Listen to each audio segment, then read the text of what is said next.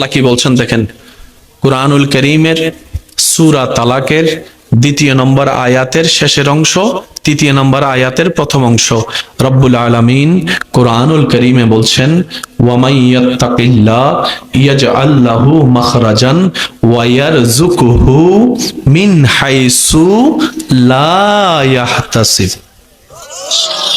সুবহানাল্লাহ।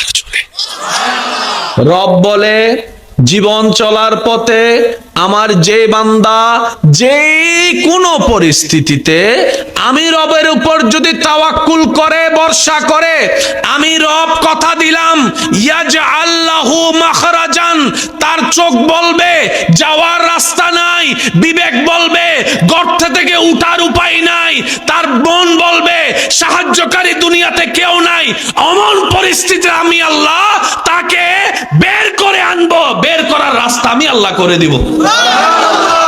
ওয়াদাকার আল্লাহ, জোরে বলেন ওয়াদাকার আল্লাহ। এবার পরের আয়াত দেখেন, ওয়ায়ারযুকুহু মিন হাইসু লা ইয়াহতাসিব, এমন এমন জায়গা থেকে আমার বান্দাকে আমি রিজিক এনে দিব, সে শুধু পাইতে থাকবে আর অবাক হবে, কোত্থেকে কেমনে, কোত্থেকে কেমনে, কোত্থেকে কেমনে, কোত্থেকে কেমনে। রব কয় একবার আমার দিকে তাকা, এগুলো আমি দিচ্ছি, আমি দিচ্ছি।